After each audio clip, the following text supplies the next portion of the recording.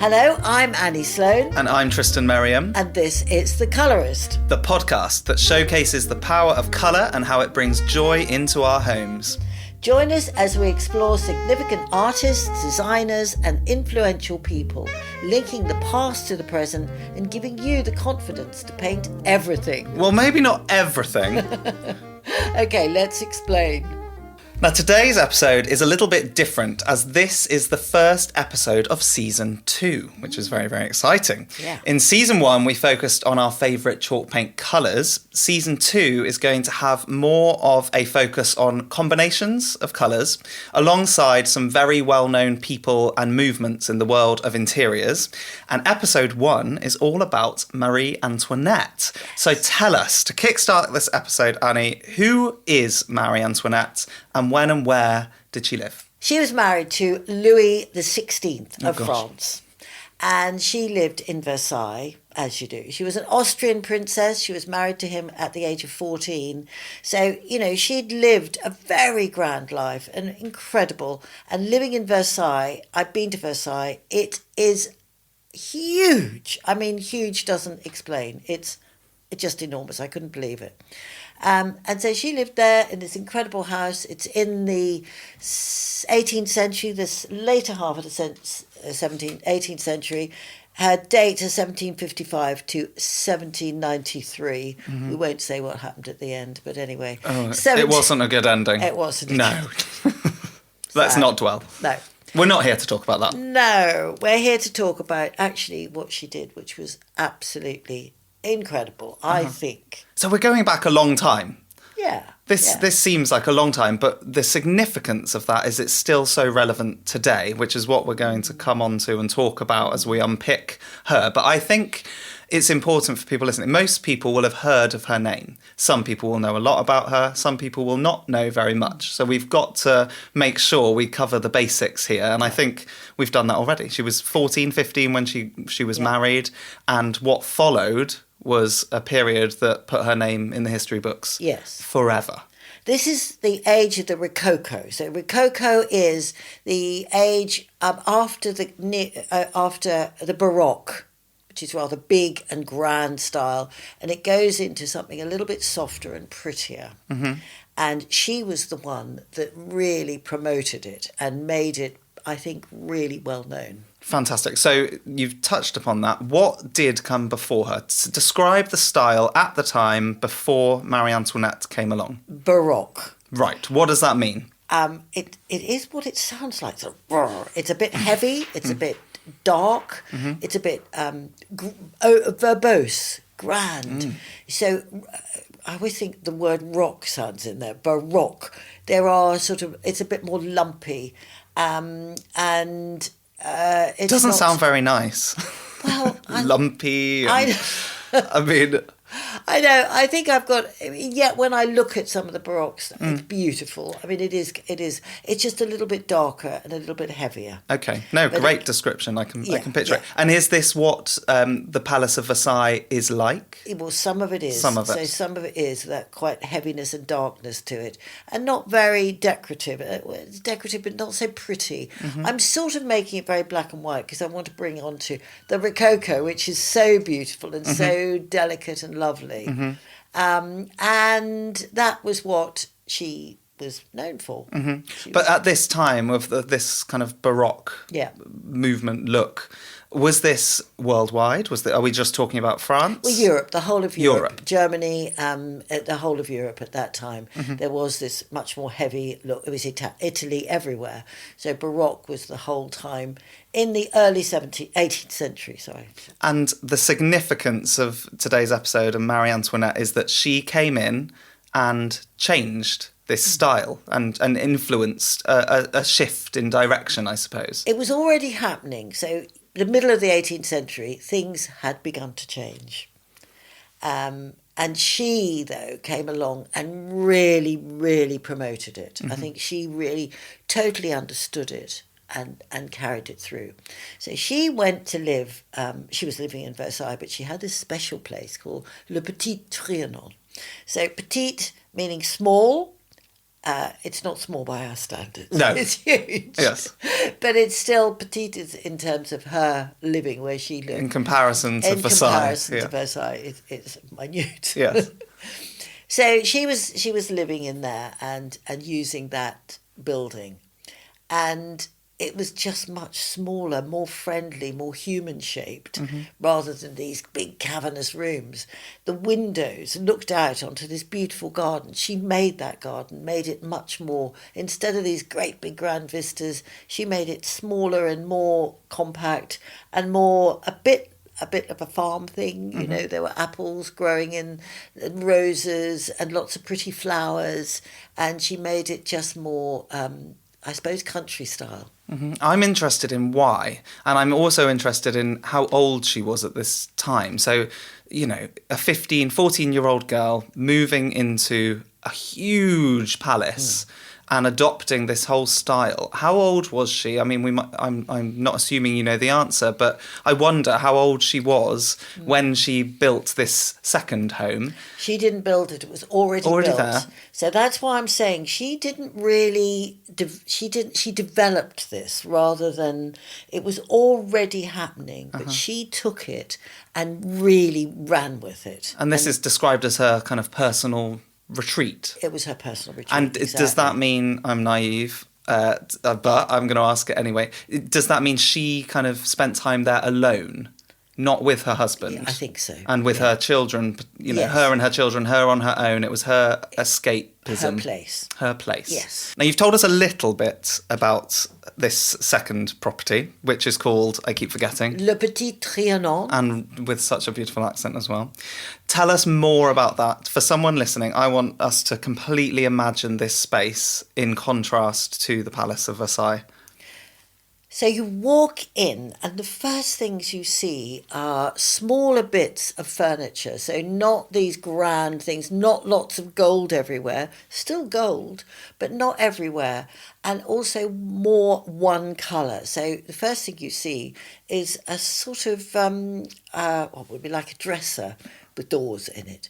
And inside are these beautiful plates with all little flowers on them.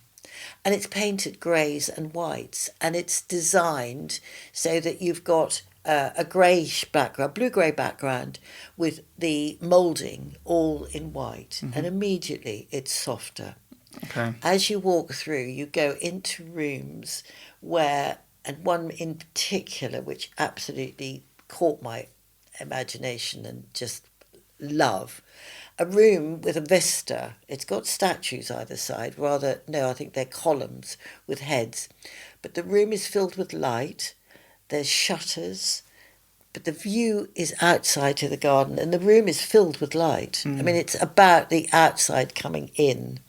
You start to notice the carvings, which are all painted, are all these beautiful imagery of, maybe it's an urn, but it's got filled with flowers and wheat sheaves and just beautiful countryside imagery. And as you go through, you notice a room which is just it's all one colour. Well, no, not one colour. It's grey with white, a blue-grey with white. The furniture is also that soft painted and greys and whites. The upholstery is all blues and greys. So there isn't lots of stuff going on.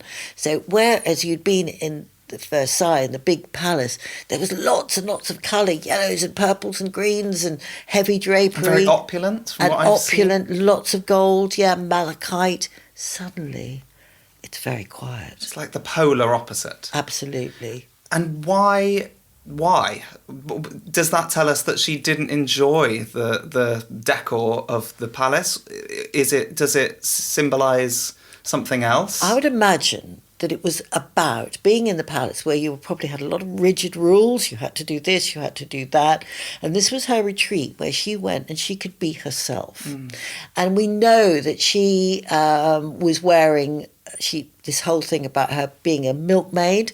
She wasn't being a milkmaid, but she did wear muslin, and this is one of her things that she brought in, made very famous, her muslin dresses, and she was famously painted wearing this, and to have herself painted, and people were shocked because she was wasn't wearing the usual Well, she was attire. wearing a sort of chemise. Yeah. I mean, that was like wearing a muslin petticoat. What? Yeah. That was unheard of. Well, I was doing some research last night, and we were watching the film, the 2006 film, and one of the first things we commented on was, oh my gosh, the women must be so uncomfortable because they're corseted up. Yeah. Even the children are in their sort of finest Sunday best type of clothing. Yeah. And it seemed like there's no downtime to just put on, obviously not, but a tracksuit or something loose not fitting. quite a tracksuit. Not quite a tracksuit in this time. But this is clearly what she noticed, that she needed a space to be comfortable. Yes, or more comfortable than herself. Yeah. And that's what she kind of Otherwise, created. you're totally on display the whole time. So this is where she went, and she also loved, they say she loved the idea of being a milkmaid.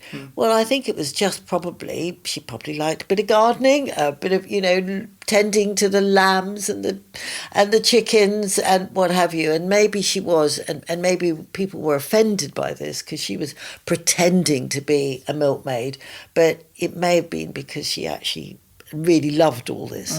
And she introduced into not only the garden, but she also introduced into the house things like flowers. So you'd got beautiful, one of the big things was roses, lily of the valley, which still is a great image in France, flower image in France, and cornflowers, which are beautiful, blues, whites and pinks, just really lovely.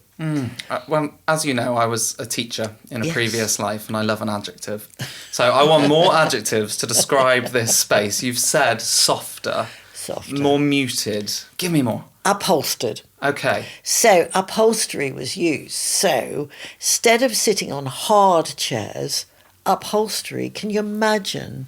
This is when upholstery was invented. And it makes total sense now you're saying this. Just like the clothes, it's a way of being comfortable and not on show and sitting upright. Yes. It's relaxing. And soft. So these bergère chairs, I'm actually sitting in a sort of bergère chair now. Yeah. So it's wider and it's upholstered, and it's got upholstered back, and I've got armrests, so it's very comfortable. But you're not wearing your petticoat.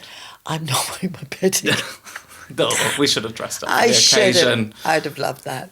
No, I'm really picturing this image. I haven't been there. I haven't visited, and many other people listening won't have been. No, so we're building up a clear picture here. Yeah. I've read that it was a curated simplicity. It was still luxurious, but just quieter than compared to the palace. Yeah. Would you agree with that? I would totally agree. Yeah. A curated quietness. It's very soft. The blues and greys are soft cornflower blues. The grey is not a hard, cold grey, but it's a soft grey, lots of white in it. The white is, I loved it. It's a really soft, chalky look white. Well, this brings me on perfectly to our next section, because obviously this is the Colourist and colour is hugely important. You've described the style very well with some very good adjectives, 10 out of 10. But now let's really drill down onto those colours and how you've been inspired by that colour palette with some of your chalk paint colours. Yeah. So we've got the soft, pale pastel blue. Yes. And the equivalent, and the colour in your range is? Louis blue. Louis blue. Louis blue. So I named Louis blue. There's a clue there. Exactly. Okay, amazing. And I'd never, ever twigged that. I don't know what I thought Louis was, but I certainly hadn't put that with Louis the 15th? Louis the 15th, 16th. And then, of course, there's Antoinette, clearly named after Marie Named Antoinette. after her, a soft, not sweet colour. It's quite a natural pink, I feel. And then we have the greys and the blues. Oh, there's more blues and there's white. So Svenska blue is actually named after Swedish blue, but Swedes were really influenced by France. So I wanted to get that in there. So that's why I named it that. But the blue is really, it's a sort of, it's not as sweet as Louis blue, but it's a good, soft, natural blue. And then we have an old white and Rococo white. They are white. Rococo's got a little bit of pink in it, because that's what it should be, and old white is that gorgeous. When I go to Versailles and Le Petit Trianon, the white there, I love it so much because it's got a sort of chalky feel to it. It's got a sort of, I'm gonna say deadness to it, which sounds awful. Yeah. But I suppose it doesn't shine back at you. It's textured and really lovely. I mean, I beg people to go and if they can possibly go to Le Petit Trianon and see these colours, because they're so white and soft and non-reflective. That's it. I think you've hit the nail on the head. Yeah. That's what can kill a white. If Yes. it's in your face and Yeah, unless you want that modern look. Yeah. This is not that. Now, would you, when thinking about Marie Antoinette, do you see her as someone who really understood the power of colour? Did she know exactly what she wanted to create? Oh, I'm sure she did. I really do. And I think she was hugely influenced by plants and flowers. And so she saw that and wanted to bring it inside. And so she knew the calming effect and how pretty it was. And I don't think, and it's probably, I hate to say, but it's rather a sort of feminine thing. Yeah, well, I was going to use that word, actually, because it was one of the adjectives that would come to mind looking at this palette. Yeah. And so for the silks and everything was going on at that time, so it was beautiful silks. And of course, one of the other big thing is, at that time there was toile de Jouy.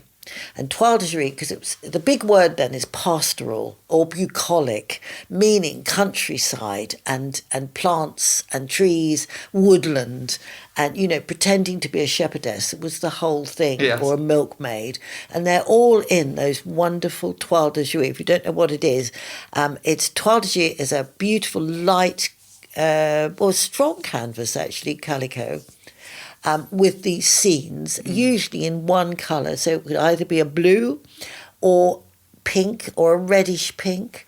And you do see them in other colours, but generally those are the main colours, and that's a traditional.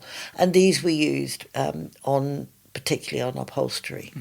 And it's just so refreshing and gorgeous. And light. And a very cohesive palette of colours, I suppose. It was intentional. Yeah. She understood that colour wasn't just decorative, but it communicated identity and mood and status. Exactly right. And what was she trying to show the people of France through that, do you think? I don't know if she was really thinking about that, although I think she's been maligned hugely. So I think people were constantly saying that she was decadent and she was this and a spendthrift. I don't suppose she probably did spend a lot of money, but that wasn't her intention. I think she did, to a certain extent, identify with the people of France, but history didn't allow her to get away with that. But we're not going to get into the beheading and all of that awful stuff. I read somewhere that it said the original curator of soft power through colour, which I thought was really interesting. That is lovely. When you think of this colour palette of these softer pastel tones, you don't necessarily think of it as powerful, but actually it is, and you've been there, and it was powerful, very powerful to you in a way. Yeah. And actually, it's gone on through history, and it's 250 years ago, and yet it's still 225 years ago. My maths is not that It's good about today. 225 years ago, and yet we're still talking about her. So that leads me on perfectly to my next question, which is all about her legacy. But before we do that, let's take a break, and we'll come back to that afterwards. Hi, I'm Annie Sloan, and I'm the inventor of chalk paint. Chalk paint is an easy-to-use decorative paint made in Oxford in the UK. It goes on any surface, including wood, metal, glass and laminate, and is great for upcycling furniture. No sanding, no priming is needed. Just open the can and get painting. There are over 50 beautiful colours to choose from, and they're available from my stockists worldwide or at anniesloan.com. Get ready to paint everything.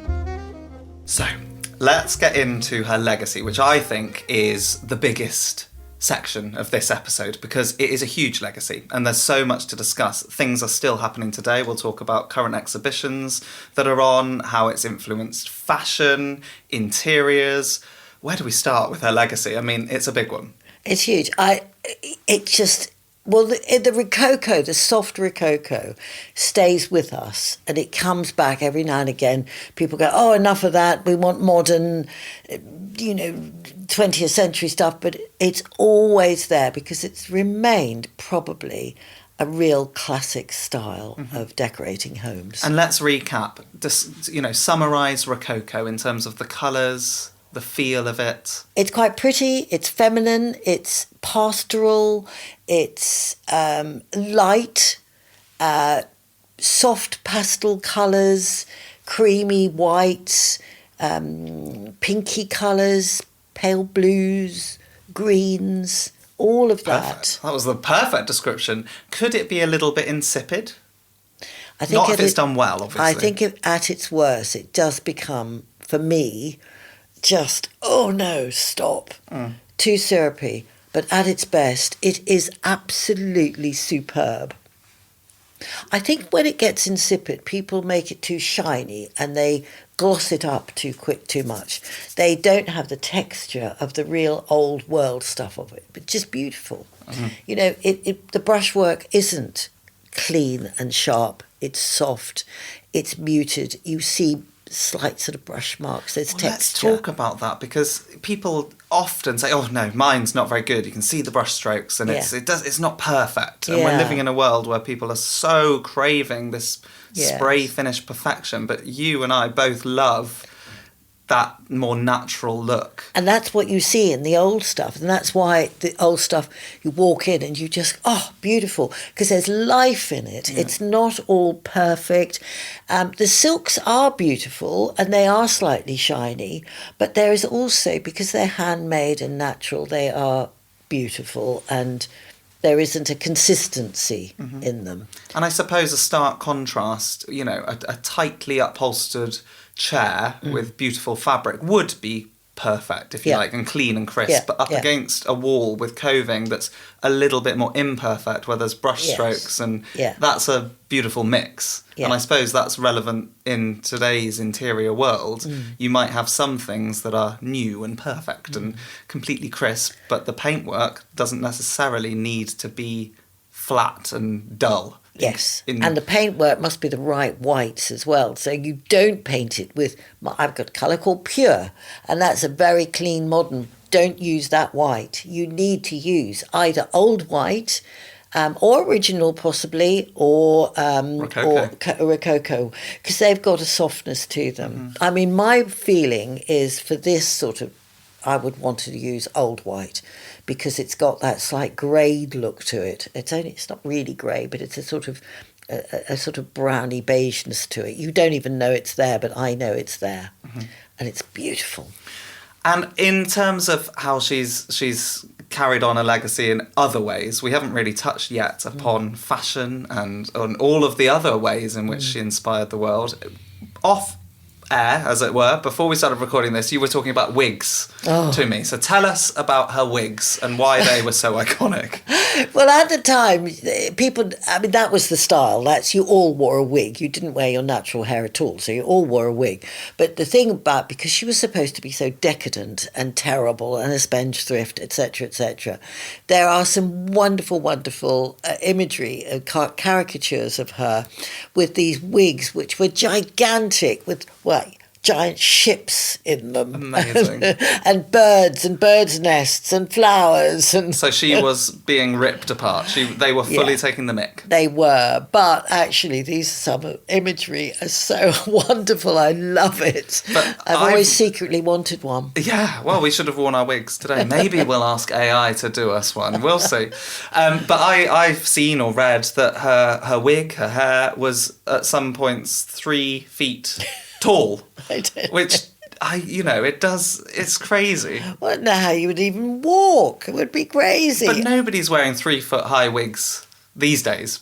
No. So what's her legacy in terms of fashion? It probably wasn't down the wig route. It is no, but it was the probably the fact that it was flowers. Aha. And it was slightly overabundant in terms of flowers and decoration, but not in colour. Her legacy is often the pink. So there's some shoes by Manolo Blahnik, and they are velvet and pink, quite a strong pink actually, and with bows, of course, lots of ribbons and bows. I haven't mentioned ribbons and bows. Loads of ribbons and bows, which can again become too tight and restrained. But with her, I think they were much more loose and beautiful. And I think that whole rococo-y look of frills and lace, but not overblown, I think, more because she was always about the shepherdess look. They were a little bit softer. But in the outfits she wore that were slightly more formal, yes. the colours, did her colours from her home translate into her clothing? Was she on brand? You know, she was always in these signature colours. Yeah, that was her. That's who she was. And it was that prettiness that she was after, which I think is incredible that she was doing that then. And that she introduced it. So there was painters like Fragonard and Boucher. And you will know the Fragonard one because it's a very famous one. And it's used a lot in modern imagery, in lots of things. It's a girl on a swing.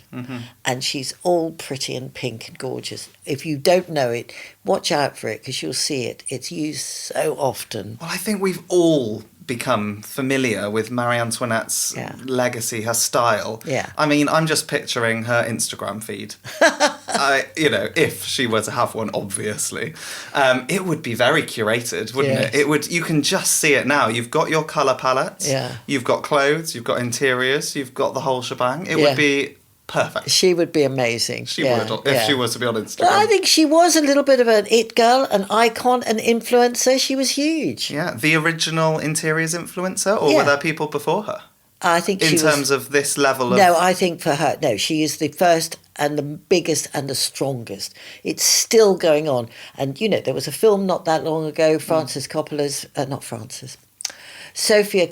film... called Marie Antoinette. I mean, that's... It's still going. And there's been recent exhibitions at the V&A. Yeah. People love this woman. They love talking about her, and there's a story behind it. So we're now in the 21st century, but we're obviously very much still inspired by Marie Antoinette, Rococo style. Let's talk a little bit now to end things off, really, on how we can bring that style into our home today. And I'm talking overall style and colour, but specifically furniture as well, which is obviously a big part of what we do. Yes, okay. So let's start in a room. Let's pretend it's a bedroom. I'm going to paint the walls. Actually, I can even put panels on the wall. So I'd make panels on the wall. I'd probably bring the panels down and have a dado around it. Maybe the return of the dado. Oh, the dado, yeah. It's coming back. Oh, love a dado. Never went. Love a dado. And some moulding. You can get wonderful moulding. I'd paint it probably all... well, actually, it can be any of the pinks. You can have it Antoinette. You can have it a Louis blue. You could have it... Paris grey? Paris grey or Svenska blue. Or actually, you could do it white. One of the whites. And then I would separate out so that you wouldn't have it all one colour because they wouldn't have done. They would have brought out the moulding in one of the colours, probably the white if it was on a blue, etc. You might even do a little bit of gold. She wasn't big on loads of gold, but she would have had a little bit of gold. A little bit. We've got to tread carefully with the gold, I feel. It can go very wrong very quickly, in my humble opinion. Too much. And in terms of furniture then? Okay. Well, I would have somewhere, I would try to find a piece of that beautiful furniture, which is called boule. And it's got a rounded front, so little side table, little desk, a chest of drawers. And in that, you have a front which is rounded. Oh, I know what you mean, yes. There's a little curve to it. Little curve to it. That would softness. be the ideal. And you might even put some gilding around it. And you could have any of the pinks or blues again. You could even bring it up and even have a little bit of olive in there. That could be a light olive to it. You could even have a capri pink, but add a lot of white to it, so it's a little softened. But you're really sticking with this very clear palette of colours. Yes, I think. I think it's called feminine colours. Feminine. I hate We're going to have word. to use it again. Yeah, I don't. But it's what people understand. And then you would have maybe a big armoire, those lovely big French armoires. Often it's got at the top, there is lots of beautiful, maybe a shell shape at the top, because Rococo means shell, and you get this sort of off-balance thing. Wait a second. Rewind. Rococo means shell. Yes. I didn't know that. I've learned something else. That's really important. Rococo means shell. It's a shell shape, so it's not symmetrical. The whole thing about Rococo is that it's not symmetrical, but it was often brought in with the symmetrical as well, so it all works together. But that little bit of symmetrical, a little bit of off. And what if you can't source a French armoire? What if you're working on a budget and you're just relying on paints and what you've got? I mean, the mouldings is a great thing because that's quite affordable. And mouldings are good. You can get hold of those. You can also have stencils. Those are really easy to get hold of. And there's also just painted lines. So if you can't have the walls with actual moulding on it, you can do lines. So I've seen that in Sweden, painted lines. Yeah, and we love that. We've spoken about that many times. Beautiful. And it's I love easy. It. So easy and so beautiful. And if they're wobbly, even better. So all of that. And the furniture, you again, I would go for things that are a little softer, not too rectangular. Yes. So just do add all those bits of hand painting.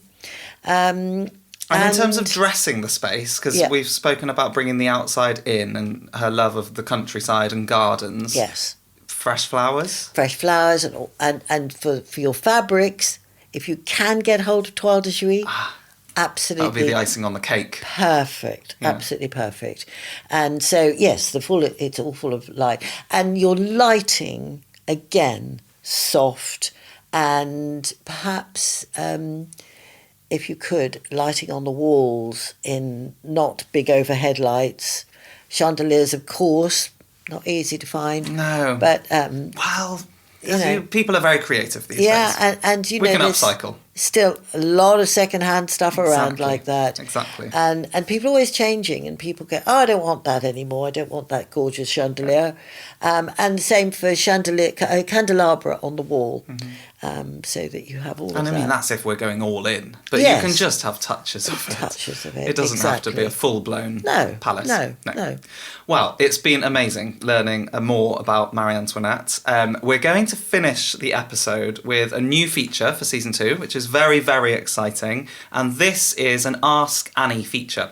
So we are inviting you listeners to contact us prior to episodes with any questions at all, within reason, obviously. They have to be relevant questions for me to put to Annie. So it could be issues with painting. It could be how to achieve certain finishes. I'll leave the rest up to you. But we want to hear from you. And we've got a question today to kickstart this new feature. And then I'd like to get your thoughts on it. So this question comes from somebody who lives in a contemporary apartment. And they say, they are aware that your paint is often used in country homes and interiors, and they were wondering if it can be used for projects in a more modern, minimal space.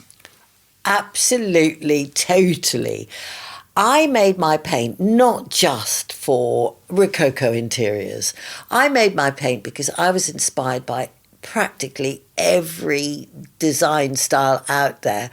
So whether it is urban or very sort of shiny, mid-century modern, it's there for everybody, and it's just the way you use it.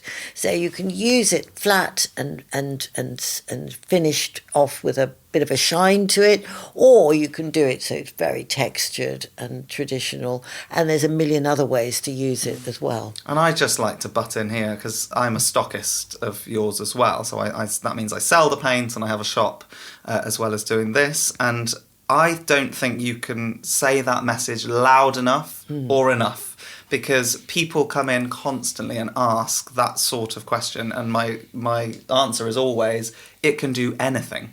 It can do all different styles and textures and anything in between as well. So I think that's a really good one, actually, for our first Ask Annie, because the answer is yes, you can do anything with it. So you just need to get on YouTube, look up some tutorials of you doing it, and get involved. And what do we always say? We always say, Paint everything.